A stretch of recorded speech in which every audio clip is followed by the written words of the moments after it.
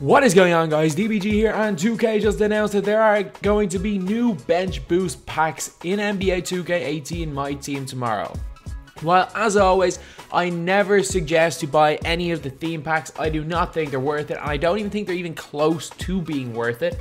The thing is that there are people that are going to buy these packs.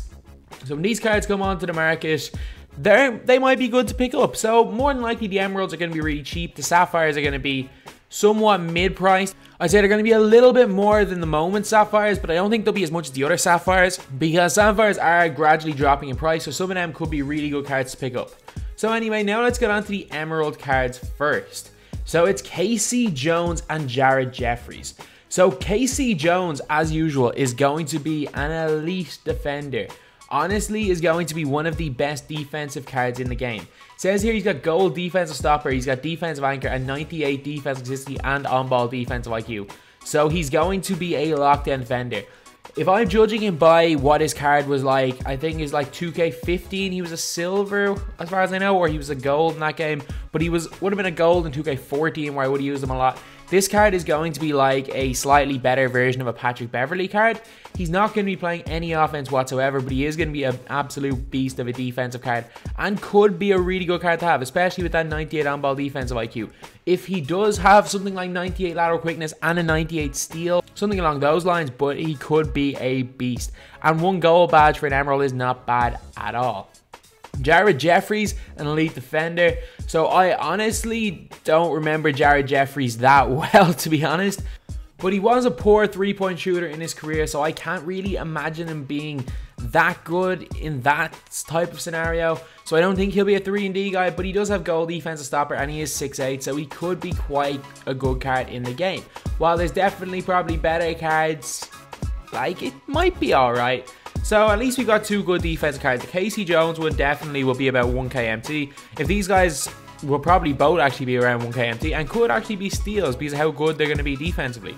Now we're on to the Sapphire cards. There are 5 Sapphires. So first of all is Sapphire Scott Pollard.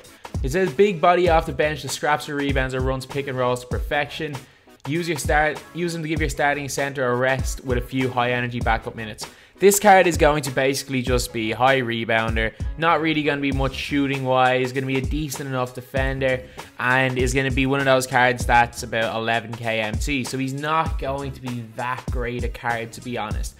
More than likely anyway.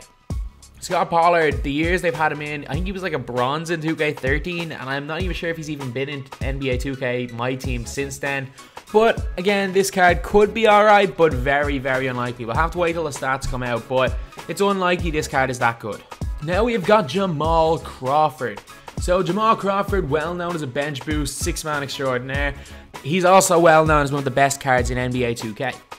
His Ruby last year was absolutely incredible. I think he had Hall of Fame ankle breaker as far as I know. This was not going to have any Hall of Fame badges. We'll probably have 3 or 4 gold badges. But with the way the 2K have messed up intangibles this year, they've already started lowering intangibles and releasing some amazing cards. I can honestly see this Jamal Crawford being as good stats-wise as the Ruby last year. Jamal Crawford is easily one of the best offensive cards. Well, he is easily some of the best offensive animations. He's got incredible shot mid, he's got an incredible pull-up, he's got an incredible shot 3 release. He's also got unbelievable dribble moves, some of the best in the game, as well as having probably the best layup packages in the game. So even though driving layup doesn't tend to be too important, it could be with this Jamal Crawford card. So this card honestly could be the best in his collection. I can't see him being any lower than about 25k MT. But if he does end up dropping, or if the Sapphires are packed a ton and he ends up at like 12, 13k MT, his card could be a steal. Next we've got Boris diaw. This card is going to be really good, but the problem with diaw is he's always a really good budget option. Like, he doesn't do one thing particularly well, ever. But he doesn't do anything bad. He's just kind of a jack of all trades type card. And I have a feeling that his Phoenix Suns Sapphire is going to be quite similar to his Spurs Ruby card last year. And that was an absolute beast of a card as well. He has the playmaking ability of a point guard. He can shoot. He can defend somewhat well. And I can't even remember what position he played for the Suns. Was he like a 2 guard or played the 2 or the 3 and ended up playing at the 5 for the Spurs? It was kind of a weird transition for diaw. but he was a beast for Phoenix, and I think he was 6th man of the year as far as I know. Don't quote me on that. But yeah, so Boris Diaw is going to be a really nice card. Going to be able to do everything, but if he's anything more than 10k, there's no real point in picking him up. At this stage in the game, there's no point using jack of all trade cards, because later on in the game, in like January, February, cards like this are going to be like 1k MT. You're going to be able to get cards that can do everything for 2k MT. And even right now, you can get some cards like that. Some of the moments cards are being really like overrated because of the intangible stat. Like, there are moments cards like Robert Covington that can do absolutely everything, and because of the intangible stat are still golds and really cheap, like 1k MT. So that's why Boris Diaw probably is going to be overpriced, but he's going to be a nice card. Antoine Walker, the exact same as Diaw. Different animations, and his diamond card last year, incredible. Absolutely incredible, his diamond last year. One of, if not the best power forward I used last year. Could do everything, and not just do everything, he could do everything well. He was just a diamond, a slightly better version of last year's Ruby Boris Diaw. But his Ruby last year, I didn't really like it. I thought it was good when it was with the duo with Paul Pierce, but yeah, I didn't really like it. One good thing about Antoine Walker is his build is big. He has the Shaq build, which means he automatically plays better defense because his player is wider, which is a great build to have. But again, this card's going to be okay. He's going to be a decent enough shooter. He's going to be a decent passer.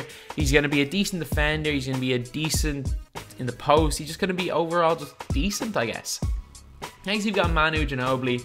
He's going to have plus 86 ball control. He's going to be able to speed boost. This card, I don't know about Ginobili, because what tends to be the case with Ginobili in 2Ks is that his lower rated cards are always really poor because of his animations. But them same animations mean when he has higher rated cards, they're really good, if you get me. Like in 2K15, his goal was terrible, but his Onyx was unbelievable.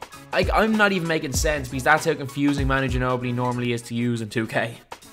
Really, he's either a love him or hate him card, and we won't know until these cards are released how good he'll be.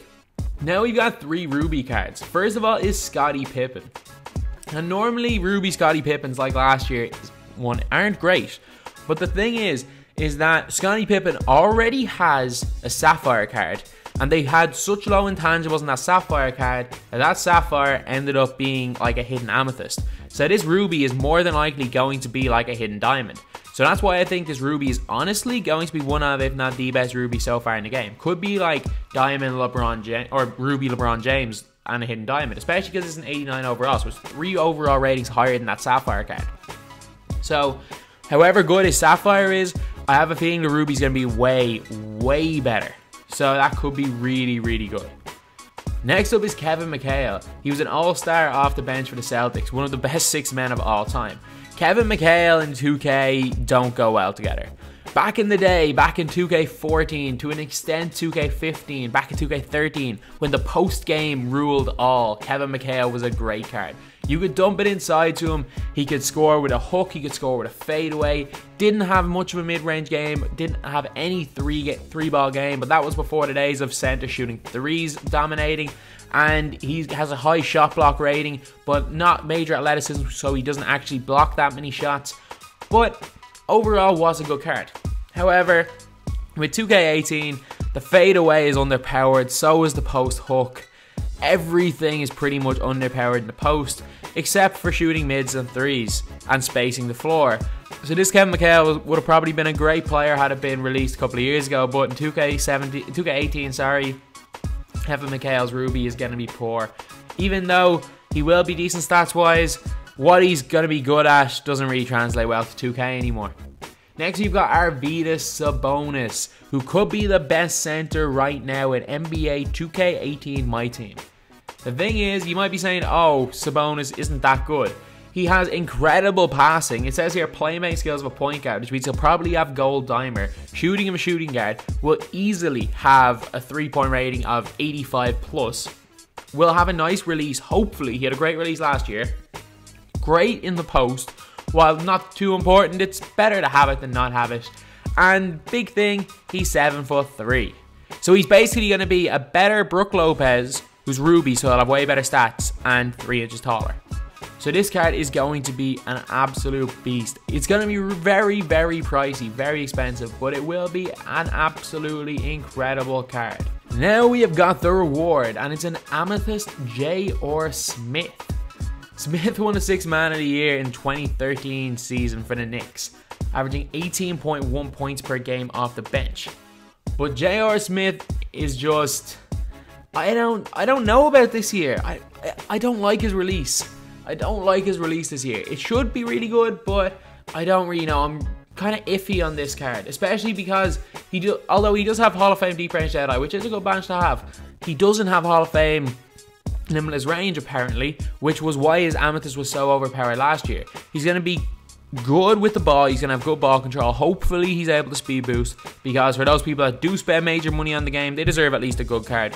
Hopefully he's able to speed boost, but not likely. He's going to be very good dunking wise, probably have whatever his Sapphire has. I think it's a 96 or something. As of right now, he's probably going to be one of, if not the best offensive cards in the game. Hall of Fame Limitless Range would have made it an almost game-breaking card, because it would have been way better than that Curry, but by the looks of it, it doesn't have that card, and yeah, more than likely steer clear. Could be a good card, but not likely to be worth anywhere near the money. So anyway, these are the players released in this collection. Hopefully they're better than the last collection, but we'll see tomorrow. So anyway, that's the video. Thanks for watching. Please like, comment, and subscribe.